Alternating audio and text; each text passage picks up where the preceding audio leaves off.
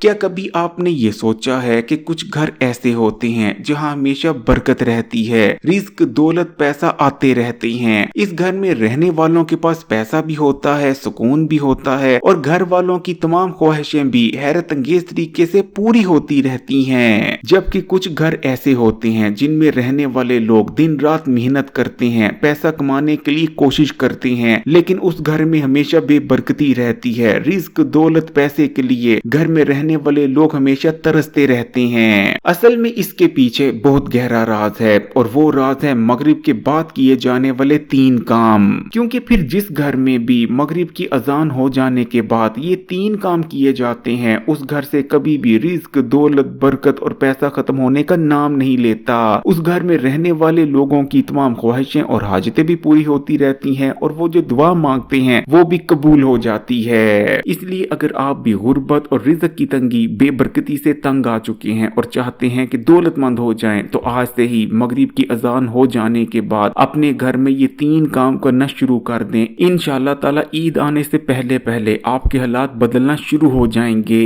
Video में आगे बढ़ने से पहले एक गुजारिश थी, रमजान के महीने में भी गानों पर ज्यादा लाइक्स आते हैं और इस्लामी वीडियोस पर कम, इसलिए वीडियो को लाइक कर दें। दाता अली हजवेरी गंज बख्श रहमतुल्लाह अलैह के पास एक बार एक दौलतमंद शख्स आता है और आकर कहने लगता है कि मैं बहुत ज्यादा परेशान हूँ। जब दाता अली हजवेरी उससे उसकी परेशानी की वजह पूछते हैं तो उस शख्स का कहना होता है कि मेरे घर में कुछ हैरान कुन चीज हो रही है और ऐसी चीज देखकर मैं खुद हैरान हूँ कि भला ऐसा मेरे घर में कैसे हो सकता है। उस शख्स का कहना था कि जैसे ही रमजान का महीना आता है, मेरे भाई के घर में बहुत ज्यादा बरकत हो जाती है और मेरे घर में बेबरकती छा जाती है। मेरे भाई के घर में खुशहाली आने लगती है और मेरे घर में दिन ब दिन बेबरकती छा जाती है। मुझे इसकी वजह समझ नहीं आ रही। हम दोनों भाइयों का मुश्तरका कारोबार है, जितनी भी कमाई आती है आधी मेरे पास रहती है और आधी उसके पास चली जाती है। तो फिर ऐसा कैसे हो सकता है कि उसके घर में बरकत आ जाती है और मेरे घर में बेबरकती छा जाती है? उतने ही पैसे उसके घर में जाते हैं लेकिन वो खुशहाल होता जा रहा है और उतने ही पैसे मेरे घर में आते हैं लेकिन मेरे घर में खुशहाली नहीं आ रही, बल्कि मेरे घर में तो दिन ब दिन बेबरकती छाती जा रही है। घर में जो पैसा आता है वो कहाँ चला जाता है, समझ नहीं लगती।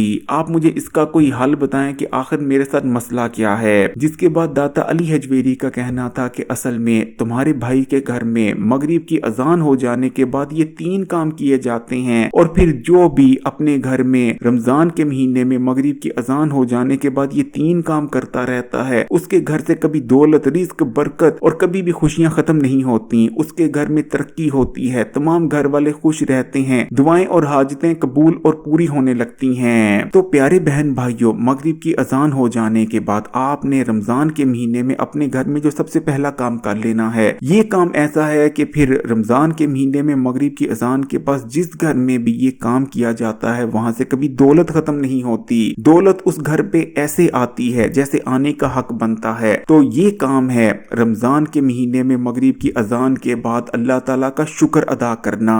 कभी आपने रोजा अफ्तार करने की दुआ पर गौर किया है कि इस दुआ में कहा क्या जा रहा है? इस दुआ में बंदा इकरार कर रहा है कि या अल्लाह, मैं तेरे पर ईमान लाया, इसलिए तेरी रजा के लिए रोजा रखा और जिस रिस्क से मैं अपना रोजा खोलने जा रहा हूँ, अफ्तार करने जा रहा हूँ, ये रिस्क भी मेरा नहीं बल्कि तेरा ही दिया हुआ है। यानी एक तरह से इंसान इस दुआ को जब पढ़ता है तो वो ना सिर्फ अल्लाह ताला पर अपने ईमान का इकरार करता है बल्कि अल्लाह ताला का शुक्र अदा करता है, क्योंकि इंसान जिस रिस्क से अपना रोजा खोल रहा है वो भी तो अल्लाह ताला का दिया हुआ ही है। इसलिए फिर जिस घर के लोग मगरिब की अजान हो जाने के बाद अल्लाह ताला का शुक्र अदा करते हैं, नाशुक्री नहीं करते, उस घर में पैसे को लेकर या किसी भी चीज को लेकर नाशुक्री नहीं की जाती, खाने पीने वाली चीजों को लेकर नाशुक्री नहीं की जाती, बल्कि घर में जो कुछ भी पक्का है तमाम घर वाले सब्र शुक्र कर कर अल्लाह ताला का शुक्र अदा करते हैं और अल्लाह ताला की रजा में राजी होकर उस खाने को खाते हैं। फिर चाहे जितना मर्जी सादा खाना हो, थोड़ा खाना हो, लेकिन फिर भी अल्लाह ताला का शुक्र अदा करते हैं। तो फिर उस घर में रिज्क आने लगता है, दौलत आने लगता है, रिज्क की तंगी खत्म हो जाती है। जैसे कि अल्लाह ताला कुरान पाक में अरशाद फरमाता है कि फिर जो मेरा शुक्र अदा करता है मैं उसकी नेमतों को बढ़ा देता हूँ, लेकिन जो मेरी नाशुक्री करता है, मेरी दी गई नेमतों की नाशुक्री करने लग जाता है, तो जो नेमतें मैंने उसको अता कर रखी होती हैं मैं वो नेमतें भी उससे वापस ले लिया करता हूँ। इसलिए खासकर रमजान के महीने में मगरिब की अजान के बाद कभी भी नाशुक्री ना करें, बल्कि آپ جس حال میں بھی ہیں اللہ تعالیٰ کا شکر ادا کریں اور دعا کریں کہ یا اللہ میرے حالات بدل دے، لیکن ناشکری نہ کریں۔ ماہ رمضان میں مغرب کی اذان ہو جانے کے بعد آپ نے جو دوسرا کام کرنا ہے، یہ ایسا کام ہے کہ یہ کام پھر مغرب کی اذان کے بعد جس گھر میں بھی کیا جانے لگتا ہے، یقین مانے اس گھر میں دولت آتی نہیں بلکہ دولت برستی ہے۔ یہ اتنا فضیلت والا کام ہے۔ اب جب میں اس کام کے بارے میں بتاؤں گا تو شاید بہت سے لوگوں کو لگے گا کہ یہ کام تو مشکل ہے، لیکن یقین مانے یہ کام مشکل نہیں۔ پھر چاہے آپ اتنے غریب ہیں کہ آپ کے پاس 2 وقت کا کھانا نہیں ہوتا، پھر بھی آپ یہ کام آسانی سے کر سکتے ہیں۔ یہ کام ہے صدقہ دینا۔ اللہ تعالیٰ نے مسلمانوں پر اتنا کرم کر رکھا ہے کہ مسلمان کو صدقہ دینے کے لیے پیسے کی بھی ضرورت نہیں پڑتی۔ اگر آپ کے پاس خدا نہ خواستہ 1 روپیہ بھی نہیں، پھر بھی آپ صدقہ دے سکتے ہیں، اللہ تعالیٰ کی راستے میں کچھ نہ کچھ دے سکتے ہیں۔ سے جا رہے ہیں اور راستے میں کوئی پتھر پڑا ہے جس پتھر سے کسی کو ٹھوکر لگ سکتی ہے، اگر ہم نے اس پتھر کو ہٹا دیا تو اللہ تعالیٰ ہمارا صدقہ لکھ لیتا ہے۔ اگر ہم نے کسی کو مسکرا کر دیکھ لیا تو پھر بھی اللہ تعالیٰ ہمارا صدقہ لکھ لیتے ہیں۔ اگر ہم نے کسی کو دین کی بات بتا دی، اچھی بات بتا دی، کسی کی رہنمائی کر دی جس وجہ سے اس کا فائدہ ہو گیا تو پھر بھی صدقہ لکھا جاتا ہے۔ اس لیے کوشش کریں کہ اپنی حیثیت اور توفیق کے مطابق صدقہ دیں۔ جیسا کہ میں نے آپ کو کہا کہ آپ کسی بھی چیز کا صدقہ دے سکتے ہیں، لیکن ایک میں آپ کو صدقہ بتانے جا رہا ہوں۔ اگر آپ کی حیثیت ہے، توفیق ہے، تو اس صدقے کو دینا شروع کر دیں، انشاءاللہ تعالی آپ خود دیکھیں گے کہ دولت آپ کے گھر میں کیسے آتی ہے۔ یہ صدقہ ہے۔ یا تو آپ کسی ایسے شخص کو جو بھوکا ہو، جس کے پاس ذرائع آمدنی نہ ہو، اس کو کھانا کھلا دیا کریں، یا پھر آپ ایک اور کام کر سکتے ہیں کہ آپ جانوروں کو صدقہ دے دیا کریں۔ پھر چاہے آپ روٹی کی ایک برکی کے بھورے کر لیں، اس بھوروں کو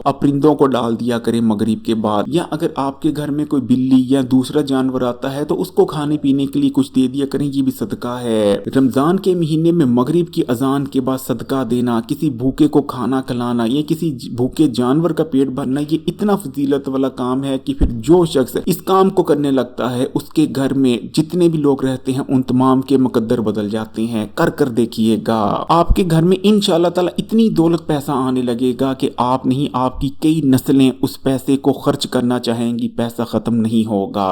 اب میں آپ کو جو تیسرا کام بتانے جا رہا ہوں، اگر مغرب کی اذان کے بعد رمضان کے مہینے میں اس کام کو آپ کرنا شروع کر دیتے ہیں تو یقین مانے آپ کے جتنے بھی کام رکے ہوئے تھے وہ ہو جائیں گے۔ اللہ تعالیٰ کی مدد آپ کے کاموں میں شامل ہو جائے گی۔ پھر چاہے آپ کا کاروبار نہیں چل رہا تھا تو کاروبار چل جائے گا، کوئی اور مسئلہ تھا، کوئی ایسا کام تھا جو ابھی تک ہو نہیں رہا تھا، کوئی حاجت تھی جو پوری نہیں ہو رہی تھی، کوئی کام اڑا ہوا تھا، تو انشاءاللہ تعالیٰ اللہ کی مدد سے تمام کام ہو جائیں گے۔ آپ حیران رہ جائیں گے کہ سالوں سال سے جو کام نہیں ہو رہے تھے، مثال کے طور پر اگر آپ اپنا گھر بنانا چاہتے تھے لیکن گھر نہیں بن رہا تھا تو اللہ تعالیٰ سے یہ کام کرنے کے بعد دعا کریں، انشاءاللہ تعالیٰ اللہ تعالیٰ کے ہاں مجھے پورا بھروسہ ہے کہ انشاءاللہ تعالیٰ آپ کا گھر بن جائے گا۔ تو پیارے بہن بھائیو، یہ کام ہے مغرب کی اذان کے بعد لا حول ولا قوت الا باللہ کا ورد کرنا۔